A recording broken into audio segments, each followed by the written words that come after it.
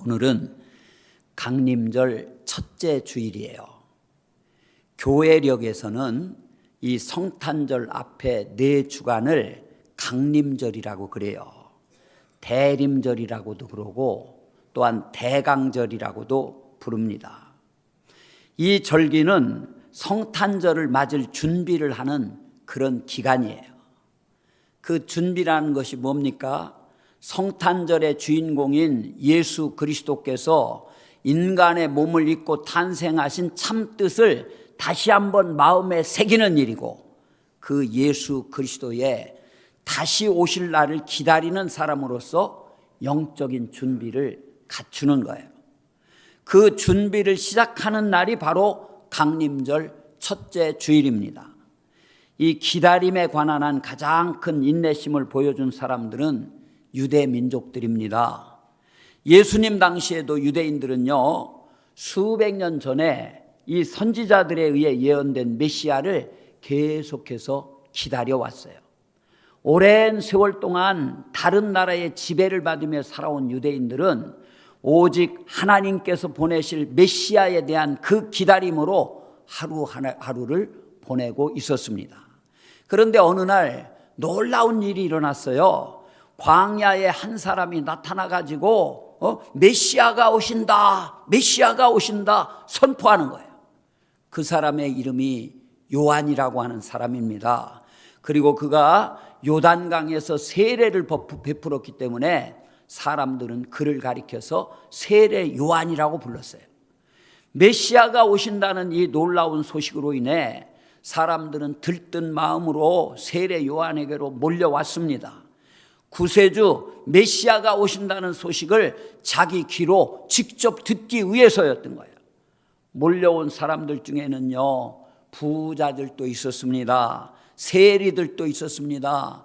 군인들도 있었습니다. 계층은 서로 달랐지만 모두 다 메시아에 대한 기다림으로 살던 그런 사람들이었어요.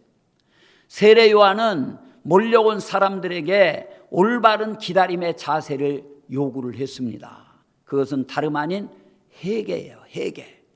진정으로 메시아를 기다리는 사람들은 먼저 회개를 해야 된다는 거예요. 기다리는 마음은 먼저 자신을 돌아보고 회개하는 결단으로 시작되어야 함을 일깨워주는 그런 말씀입니다. 사랑하는 우리 성도님들, 회개가 뭡니까?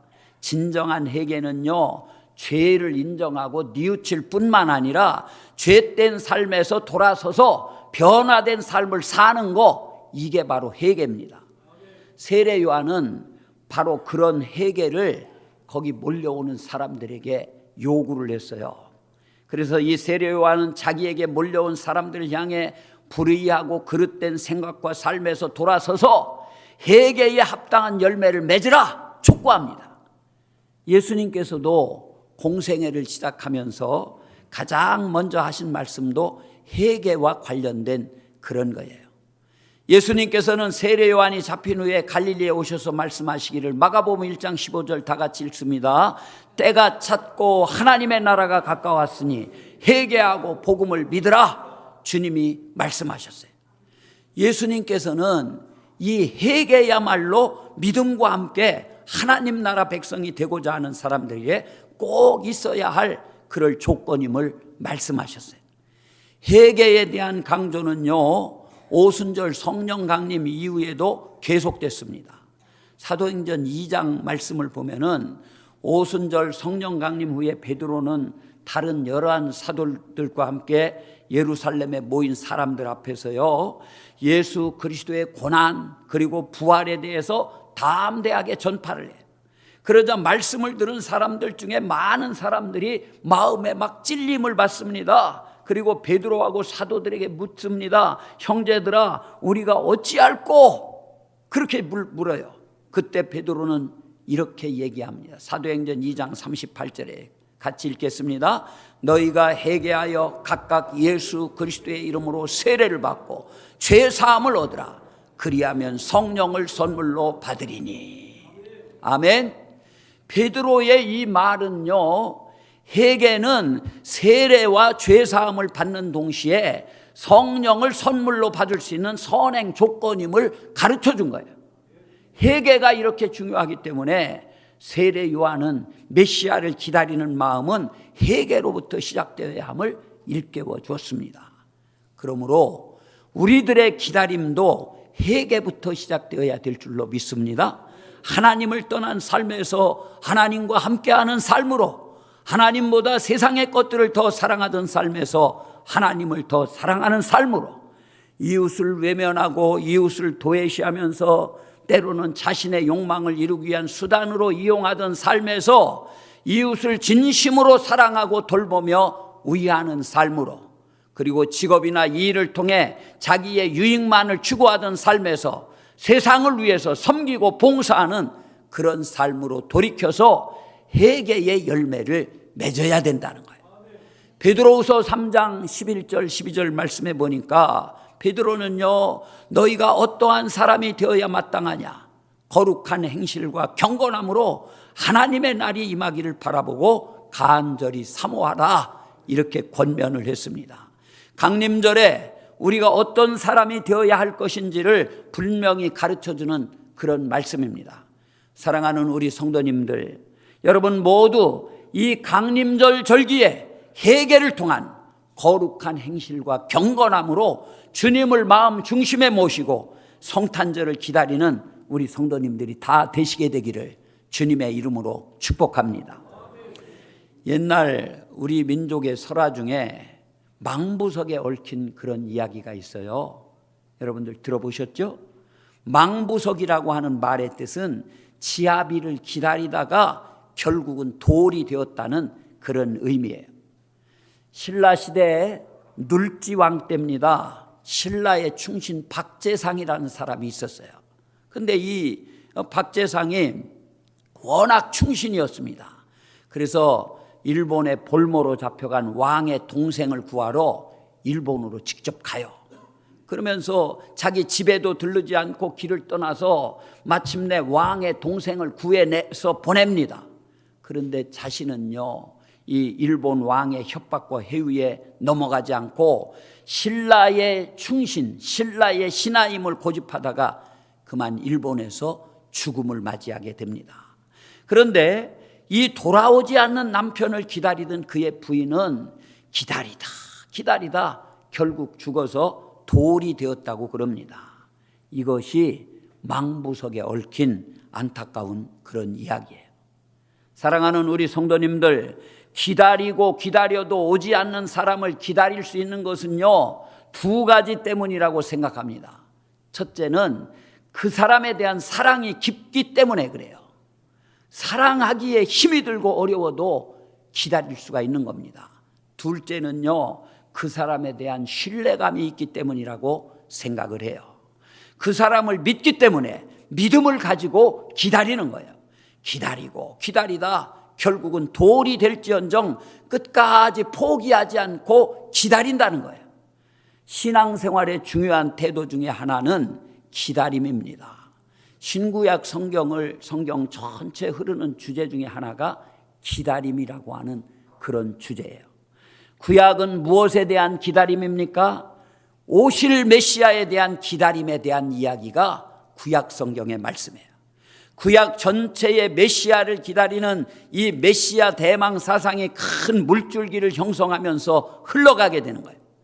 구약 성경 전체가 말하는 내용입니다. 창세기에도 또 레위기에도 이사야서에도 말라기에도 온통 오실 메시아를 기다리는 그런 내용들로 가득 차 있어요.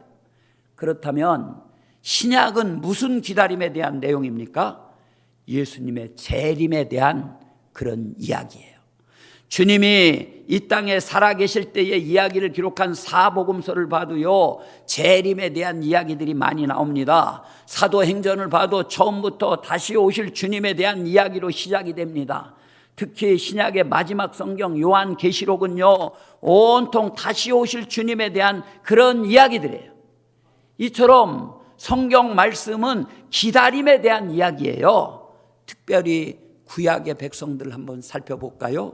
이 구약의 백성들은요, 오실 메시아를 수천 년 동안 기다려오는 거예요. 믿음의 사람들은 그 메시아가 어떤 분인지 거의 짐작조차 하기 어려웠음에도 불구하고 메시아를 희미하게 바라보는 것만으로 기뻐하고 즐거워했습니다. 비록 자기 때에는 메시아를 보지 못했지만 죽으면서도 그 소망을 포기하지 않고 반드시 언젠가 오신다는 그런 믿음을 가졌고 그 믿음을 자손들에게 물려줬어요. 메시아가 오신다는 그 믿음만 가지고도 그들은 행복해졌습니다. 왜 그렇겠습니까? 하나님을 사랑하고 하나님을 신뢰했기 때문에 믿고 기다리는 거예요. 이렇게 믿음의 사람들이 메시아를 기다리는 것과 망부석 서로의 차이점은 뭡니까?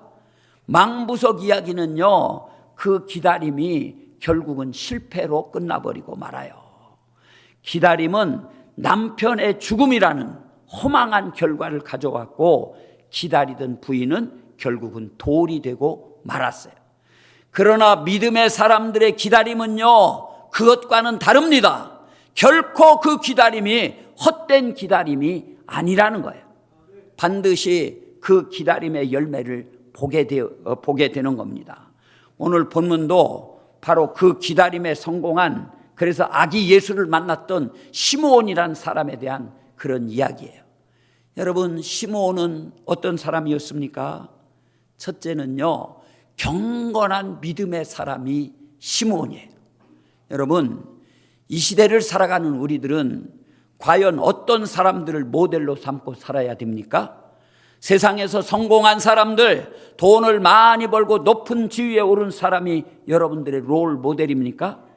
그런 사람들을 부러워하면서 따라가십니까? 아닙니다. 우리가 모델로 삼고 살아야 될 사람들은 세상에서 성공한 사람들이 아니라 세상과는 다르게 사는 그런 사람들이에요. 예를 들어서 이 시대에서 가장 존경받는 부자들 중에 어떤 사람들이 있습니까? 미국의 예를 한번 들어볼게요. 빌 게이츠나 일론 머스크나 워런 버핏 같은 그런 사람들이에요. 우리나라로 얘기하면 재벌들은 삼성 이재용이나 SK 최태원 회장이나 또 엔터테인먼트 SM 이수만이나 JYP 박진영, 하이브 방시혁, 이런 분들입니다. 이 사람들은요, 아까 앞에서 말씀드린 이 미국 사람들은 미국에서요 가장 성공한 기업가고 투자자들입니다. 돈을 세계에서 가장 많이 벌었고 또 가장 많이 가지고 있는 그런 사람들이에요. 그런데 이들이 돈을 많이 벌고 성공했기 때문에 세상이 주목하고 존경하는 것만은 아닙니다. 이들은요, 세상과는 다른 길을 걷고 있기 때문이에요. 이들은 엄청난 돈을 어려운 사람들을 위해서 내놔요. 워렌 버핏 같은 사람은요, 자기 재산의 전 재산 85%, 다시 말해서 그때 당시 내놓을 때 370억 달러를 내놨다는 거예요. 우리 돈으로 따져보면은 450조 이상이 되는 거예요. 빌 게이츠도요, 자기 재산의 90% 이상을 재단을 만들어 가지고 자기 재단에 그걸 기부해서 어려웠고 소외된 이웃들을 돌보라고 내놓습니다. 세상 사람들의 온통 관심은 어떻게 해서든지 돈을 끌어모으는 것에 있어요. 그런데 이 사람들은 세상의 흐름과는 다르게 삽니다. 일론 머스크는 어떻게 했어요? 이번은 미국의 그 트럼프 대통령 그 선거 후원 자금으로 2천억을 냈다고 그러잖아요. 이렇게 저렇게 나누며 사는 거예요. 그렇기 때문에 이 사람들이 존경을 받는 겁니다.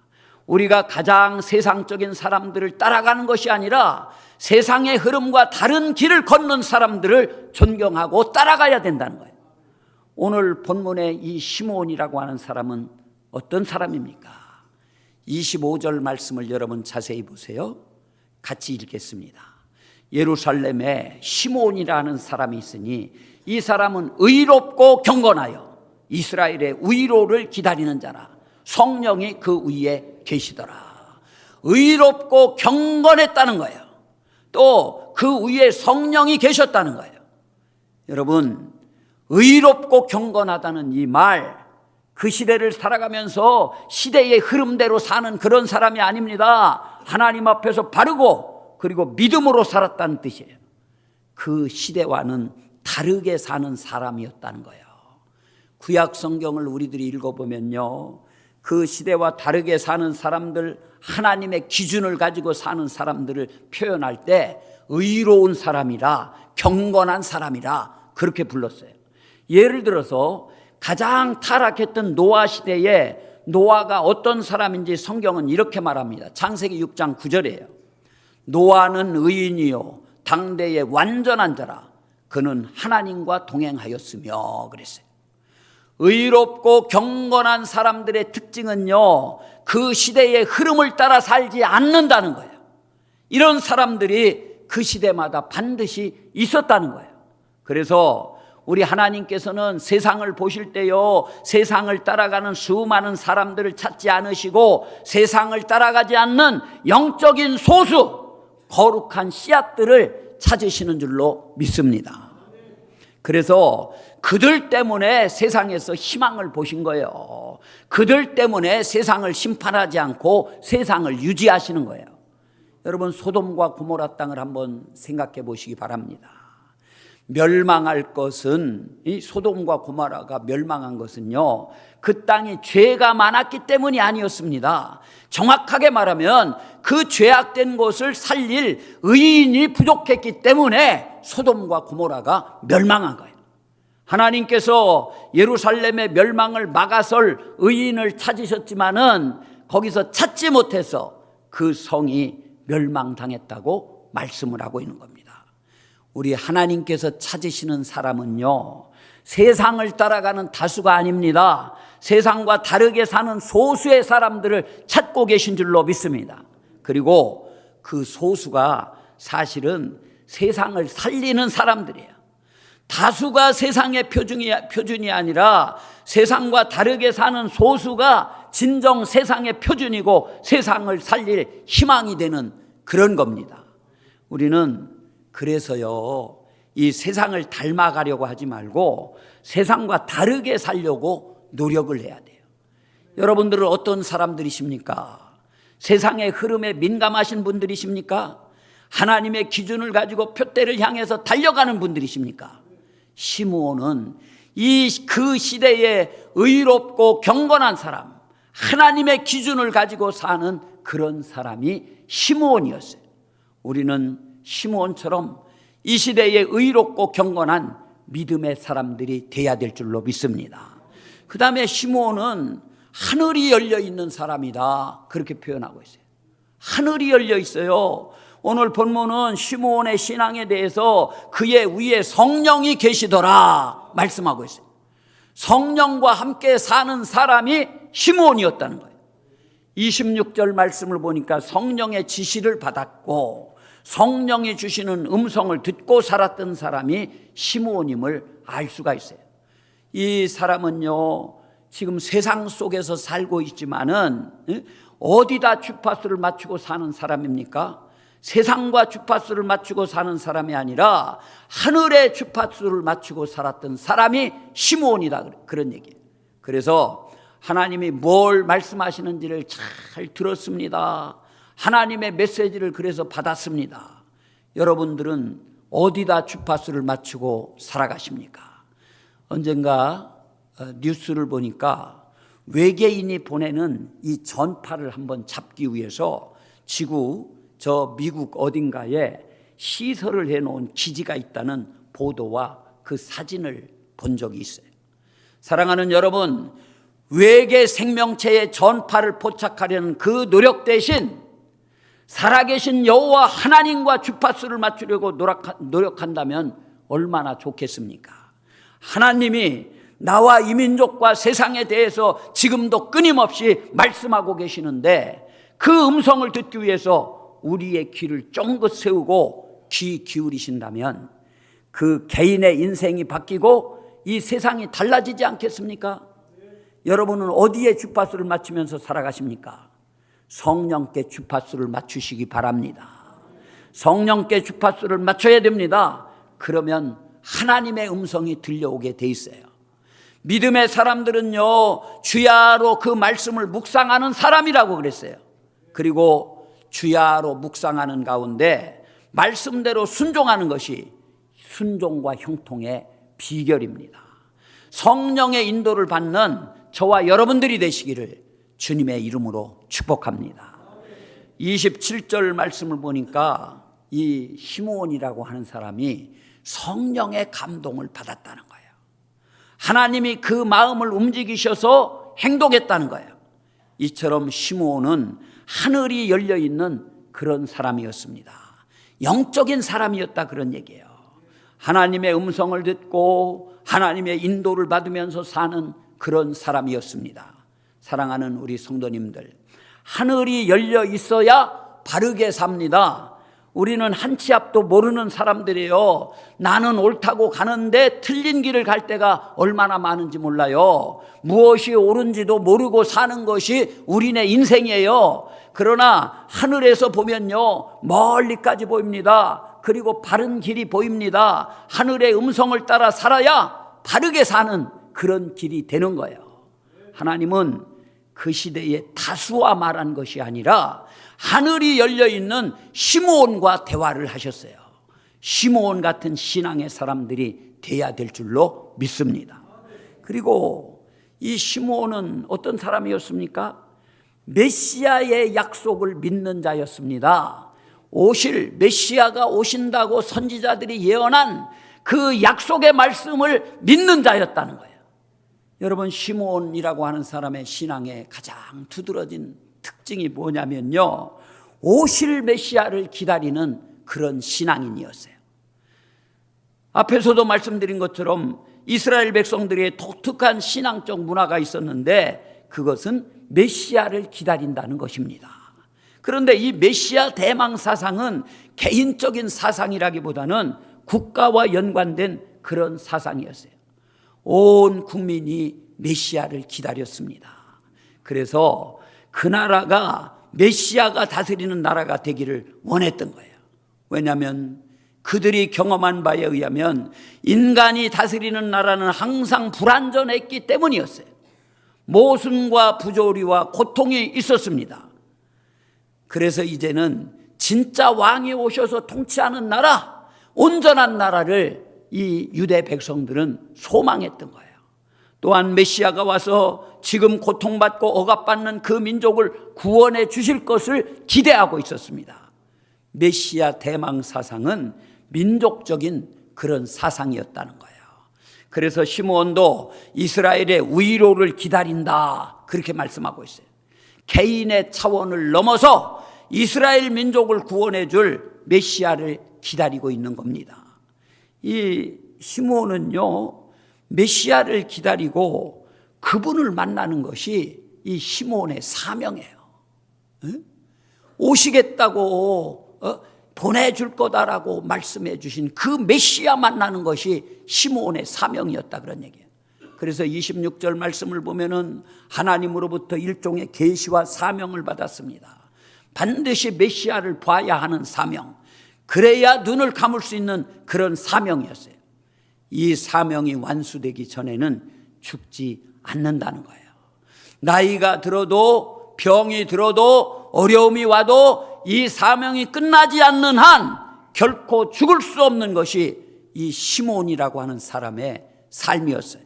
그리고 이 사명이 완수되는 날 아무 미련 없이 이 세상을 떠나갈 수가 있었던 겁니다.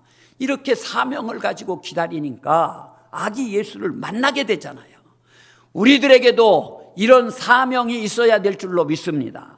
사명을 가지고 살아가야 돼요. 이 시대를 살아가야 할 이유, 죽지 않아야 될 이유가 분명해야 됩니다. 평생 시므온은 이 사명만을 위해서 살았습니다. 자나깨나 어디서 어떻게 메시아를 만날지를 생각하면서 살았던 사람이 시므온이라는 거예요. 좀 특별한 사람에 대한 소문만 들어도 그분이 메시아인가? 가슴이 막 설렜을 거예요. 온 촉각을 곤두세우고 이스라엘 모든 지방에 대한 뉴스를 살피면서 혹시 어떤 지역에서 메시아 같은 분이 등장했는지를 살폈을 것입니다. 메시아를 만날 이 소망을 가지고 평생을 달려온 사람이 시므온이에요. 이렇게 오실 주님을 사모하면서 기다리는 사람들이 있습니다. 기다렸기 때문에 그 주님을 만났을 때요, 감사와 찬양이 터져 나왔던 거예요. 오늘 28절 보니까 우리 믿음의 선배들은요, 다시 오실 주님을 얼마나 사모하면서 기다리셨는지 몰라요. 주님이 승천하실 때 내가 주의 천사들이 나타나서 올려가심을 본 그대로 다시 오시게 될 거다, 구름을 타고 오시게 될 거다, 그렇게 말씀하셨거든요. 그래서 이렇게 주님이 승천하실 때 반드시 다시 오신다고 그랬는데 그 약속을 믿기 때문에 언제 주님이 다시 오시나 간절하게 우리 믿음의 선조들도 기다려왔어요. 그래서 손양원 목사님 같은 경우는 주님 고대가를 지어서 불렀습니다. 낮에나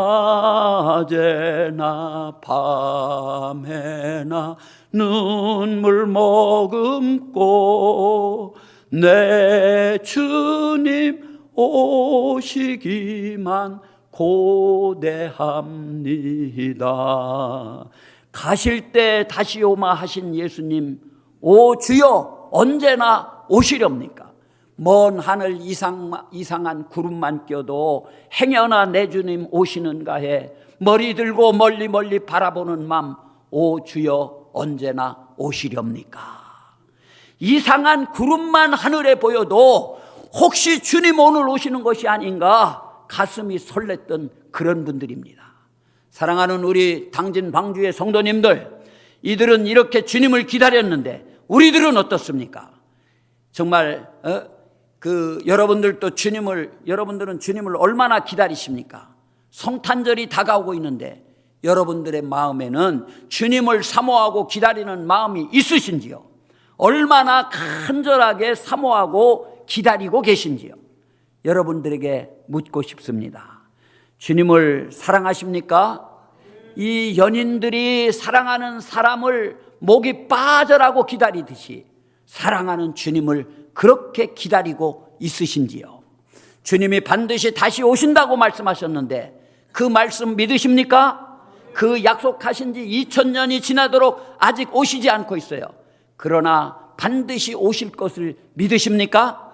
성탄을 앞두고 이 구약의 백성들이 오실 주님을 간절히 기다렸듯이, 또 신약의 성도들이 다시 오실 주님을 간절히 기다렸듯이 우리들에게도 그런 사모함의 신앙이 회복되어지게 되기를 주님의 이름으로 축복합니다.